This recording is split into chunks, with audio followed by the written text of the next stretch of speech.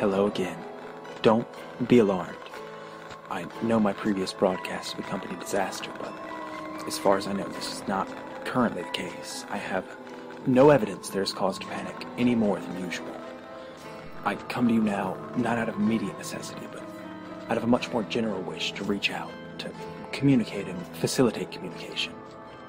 See, while I've been monitoring the airwaves, examining the clouds and bird patterns as they relate to specific matters, refuted dogs, discounted goods, smiling gods, so on, I've come across so much other information, not relevant to the task at hand, but interesting or important in other contexts.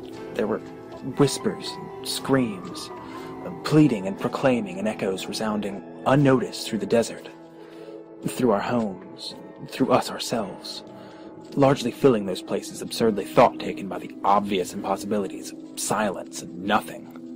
There were things that made no apparent sense, but felt illuminating. There were things that seemed to make perfect sense, but served only to confuse. It occurred to me that there should be someone cataloging these things. Maybe I could help these wayward missives reach those they were intended for. Perhaps when gathered and reviewed, these seemingly disjointed pieces would take on deeper meanings, related to a greater whole, revealing a grand truth made all the more pure through having been distilled from this ambiguous chaos. I realized shortly afterward that this was probably not the case, that I really didn't have access to the resources which would be needed to handle such a project with nearly the level of meticulous detail that its nature would require, even if there were some evidence that anyone would find it useful in any way.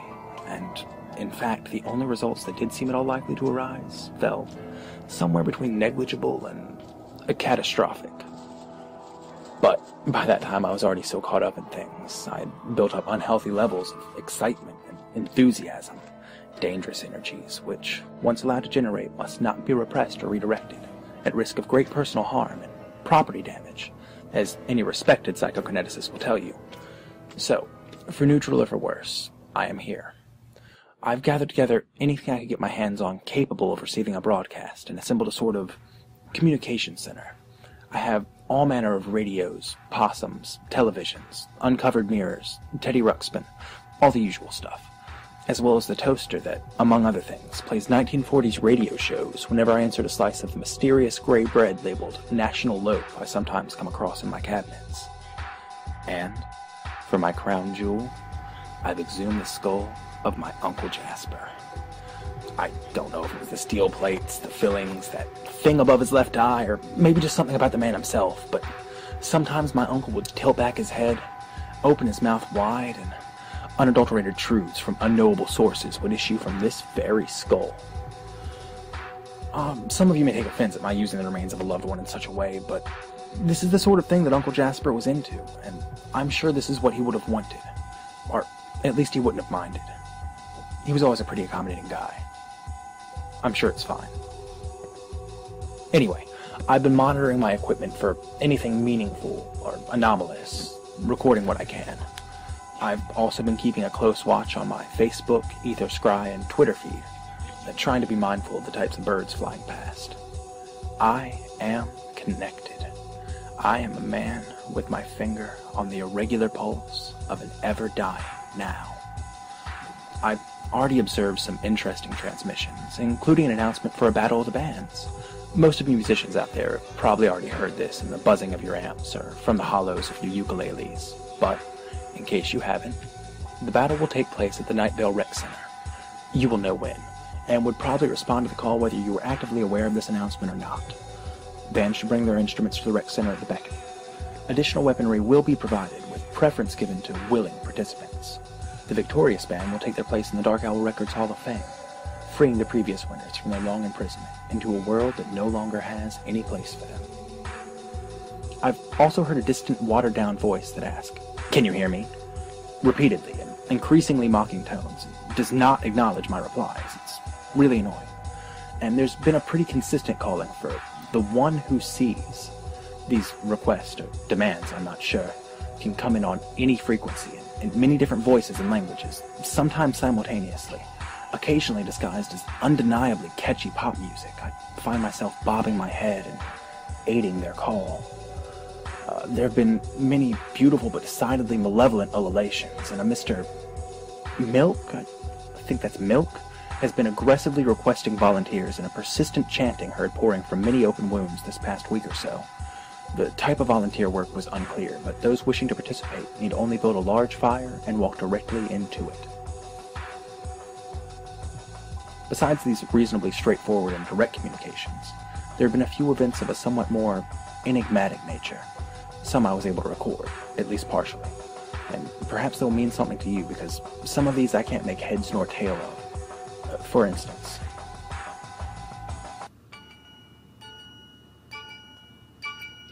monster, monster, silent, sleeping, quiet, footsteps, Nvpr, giant, giant, shaking, leaping, elbow aching from afar. Monster, monster, patient, waiting, always listening for the call. Giant, giant, please stay right here when you're walking in the hall.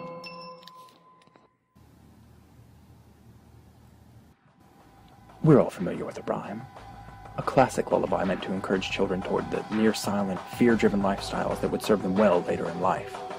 It implies the existence of some monster hiding somewhere within one of the spontaneous hallways that crop up in most homes from time to time, presumably as an analogy for the certain demise that waits for all of us somewhere, and is usually best put off by not bringing attention to oneself. It's a familiar lesson, and we all know the rhyme. But why is it being broadcast? Why now? Still, this is far from the most perplexing of the things I've picked up. Some of these are just downright disturbing, as is the case with the next recording, which I received just today, and which has left me feeling what can only be described as icky. You have been warned. And you know what? What's that? It's happening here. What? That's right here at Valentine Brothers Superfine Motors. It's gonna be madness. What? It's gonna be madness. Yeah. You better believe it. You better. Bring the kids. We have cans. It's like we're giving away. You will leave here in a new car. You've seen the billboards. You felt the changing winds. You heard the whisper from the walls. And it's all going down today. Right now. So get on down here and close up one of these fine machines. The thing you're feeling is real. It's madness. It's madness.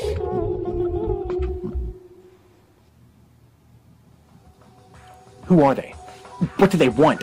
Mercy, take them.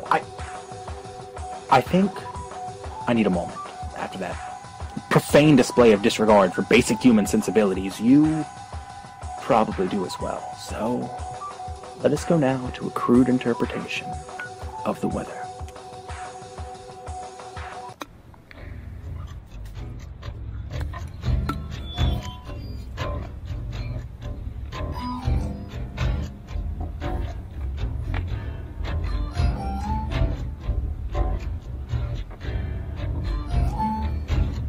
When I'm walking, my eyes are in front of me. My hands get empty open so you can see that I probably mean you no harm. There's no need for alarm. I appear to be unarmed, so take a breath and remember your values. 'Cause you deserve all the good stuff inside. Calm your nerves and remember what you do. Try to hard, 'cause I'm not gonna tell you. You must insist on consistent reasoning, but your mouth just won't make a sound. Could you exist as a different kind of thing if I pulled these roots from the ground? Don't blame us if you don't know what to do. You just can't see that other things are through. Your words are nice, but your actions are vain and cruel. You close your eyes when the world doesn't suit your mood. They make it treason, but I have a sign. There's always a reason, but it's never the same. I feel uneasy when your eyes turn my way. It's never hard to find someone else to blame.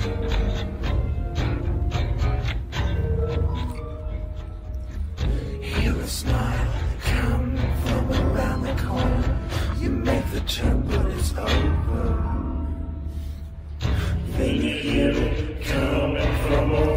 shoulder. They put me into a display case. Let's back on the shelf. Getting late, so I tried to come quietly. Make a fool of myself. When the sun's burning out and down to the wire, I remember you killed me, and I'll make you a liar.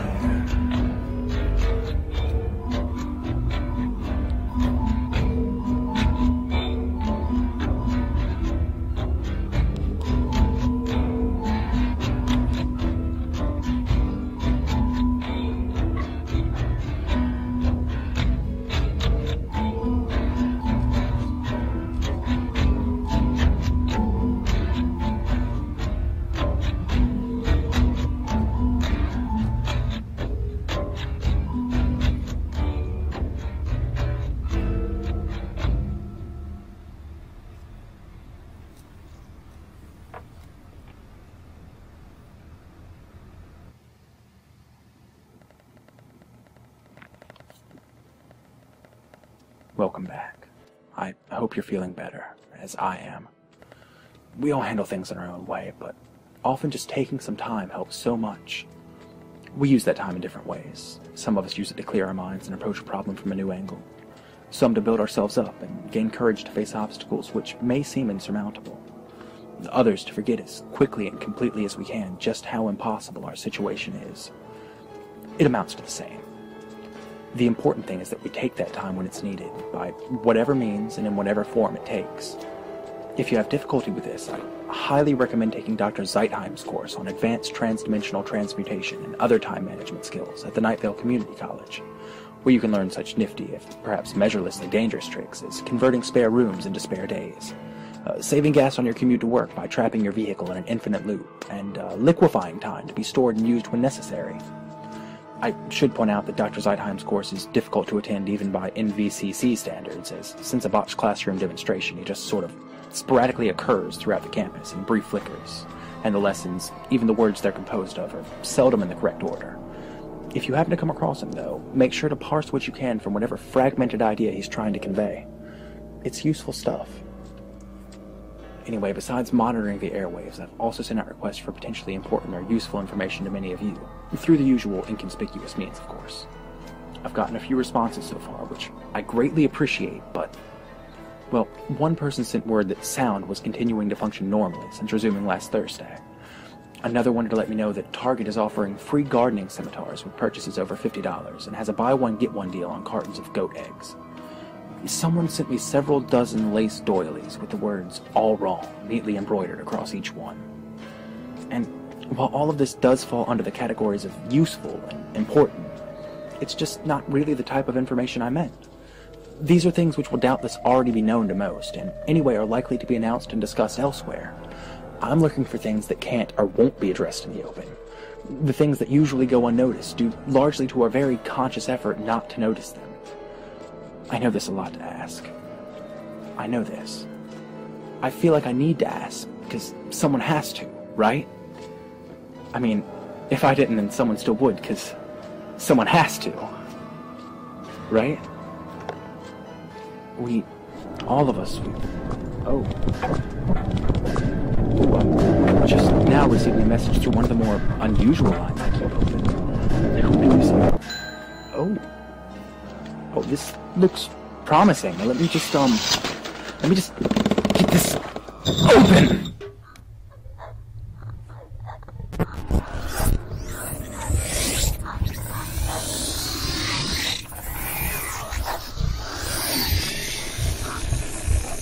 Babel. Regrets. Celeste.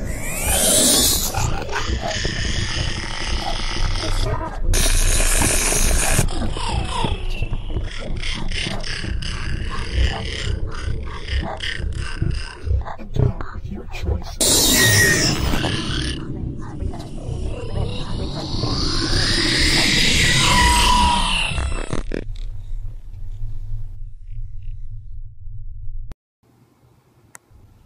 Yes, that is a perfect example of what I'm looking for.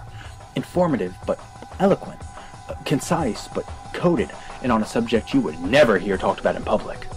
I suggest you take the advice so freely given and have your silverware sharpened in readiness. I'm going to try to follow up on this, so I need to go now. Watch after yourselves. And remember, just because you're paranoid doesn't mean you're not already dead.